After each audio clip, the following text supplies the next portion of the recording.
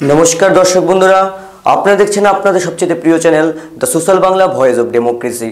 আমি দীপজ্যোতি।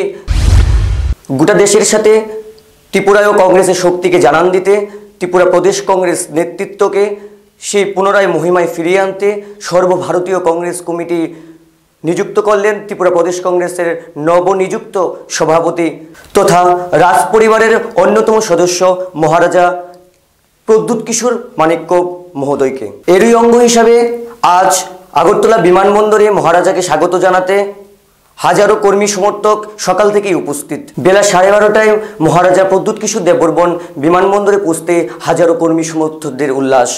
শুধুমাত্র একটি আওয়াজ, মহারাজা জিন্দাবাদ। এই স্লোগানকে আখ্যায়িত করে ত্রিপুরা প্রদেশ কংগ্রেসের নবনিযুক্ত সভাপতি মহারাজা প্রদ্যুৎ কিশোর দেববর্মনকে একটি র্যালি করে নিয়ে আসলেন আগরতলা কংগ্রেস ভবনে। সেখানে ত্রিপুরার নয়া নিযুক্ত সভাপতি মহারাজা প্রদ্যুৎ কিশোর দেববর্মনকে স্বাগত জানাতে উপস্থিত ছিলেন প্রদেশ কংগ্রেসের নেতৃত্ববৃন্দ। মহারাজা প্রদ্যুৎ কিশোর দেববর্মন যে একটি কথাই ক্লিয়ার করে বলতে চাইছিলেন রাজ্যের কংগ্রেস কর্মী সমর্থকদের মধ্যে, যে বিগত দিনে কংগ্রেসের মধ্যে যে গোষ্ঠীকুন্দল ছিল সেটা আর থাকবে না। ত্রিপুরা প্রদেশ কংগ্রেস নবনিযুক্ত সভাপতি মহারাজা প্রদ্যুৎ কিশোর মানিক্য এই কথাটি দ্বারা বোঝাতে চাইছেন যে ওনার নেতৃত্বে আগামী দিন কংগ্রেস একটি সঠিক দিশায় যাবে। আজকের এই অনুষ্ঠানের অঙ্গ হিসাবে ত্রিপুরা প্রদেশ কংগ্রেস ভবনে বিকেল 4 ঘটিকায় ত্রিপুরা প্রদেশ কংগ্রেসের নবনিযুক্ত সভাপতি মহারাজা প্রদ্যুৎ কিশোর দেববর্মন একটি সাংবাদিক সম্মেলনের আয়োজন করে। উক্ত সাংবাদিক সম্মেলনে উপস্থিত ছিলেন ত্রিপুরা প্রদেশ কংগ্রেসের সহসভাপতি বরিষ্ঠ আইনজীবী শ্রদ্ধেয় পীযূষকান্তি বিশ্বাস মহোদয়। একদিকে ত্রিপুরার মহারাজ হিসেবে প্রদ্যুৎ কিশোর মানিক্য এবং নতুন একটি সংযোজন ত্রিপুরা প্রদেশ কংগ্রেসের সভাপতি হিসেবে প্রদ্যুৎ কিশোর মানিক্য। এই দুইয়ের মতানৈক্যের মধ্য দিয়ে আমরা জানতে চেয়েছিলাম ত্রিপুরা প্রদেশ কংগ্রেসের অন্যান্য নেতৃবৃন্দ থেকে যে ওদের মতামত কি। মহারাজা প্রদ্যুৎ কিশোর মানিক্য তাদের নতুন সভাপতি হিসেবে তাদের মূল বক্তব্য কি। 2019 में मैं आपको गारंटी देके बोल रहा हूं, कांग्रेस दिल्ली में आएगी और उसके बाद चलो पलटाए नहीं, चलो उल्टाए सबसे पहले त्रिपुरा में होगा। और मैं फिर से आखिर में मैं बोलना चाह रहा हूं, जब उल्टाए होगा प्रद्योत विक्रम माणिक्य देबबर्मन हट जाएगा और उनको बोलेंगे आ जाइए और कांग्रेस को ये स्टेट में लाइए। मुझे पद नहीं चाहिए, मुझे सिर्फ कांग्रेस और कांग्रेसी इस राज्य में चाहिए। बेलाय बेलाइनो हामबाय, धन्यवाद, शुक्रिया।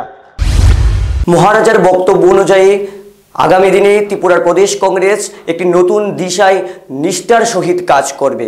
এই সাংবাদিক সম্মেলনে আরও একটি বিষয় স্পষ্ট করেন যে ত্রিপুরা রাজ্যের প্রাক্তন মুখ্যমন্ত্রী তথা রাজ্যের প্রদেশ কংগ্রেসের প্রাক্তন সভাপতি শ্রদ্ধেয় শ্রী সমীর রঞ্জন বর্মন ত্রিপুরা প্রদেশ কংগ্রেসে সামিল হয়েছে সেই নতুন সভাপতি শ্রদ্ধেয় মহারাজের নেতৃত্বে।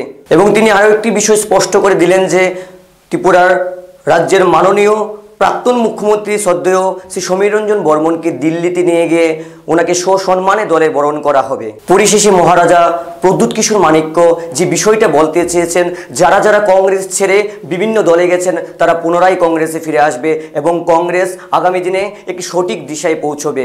আজকের এই সাংবাদিক সম্মেলনের মূল আকর্ষণ যেটা ছিল, রাজ্যবাসী চেয়েছিল যে ব্যাপারটা, সেটা হচ্ছে গিয়ে কংগ্রেস ঘুরে আদৌ কি দাঁড়াবে কিনা, তাদের নেতৃত্বে বর্তমান নেতৃত্বে কংগ্রেস দাঁড়াবে কিনা, না সেই পুরনো গোষ্ঠী কুণ্ডলী কংগ্রেসের মধ্যে থাকবে, যেটা নিয়ে আপামর জনসাধারণ সেটা নিয়ে চিন্তা ভাবনা করছে।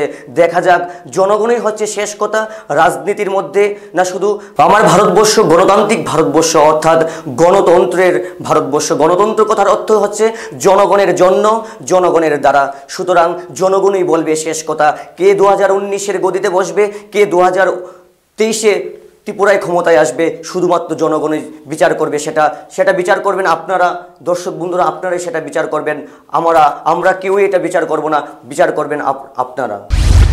আজকের এই বিশেষ নিউজ এখানেই শেষ করছি। The social Bangla voice of democracy.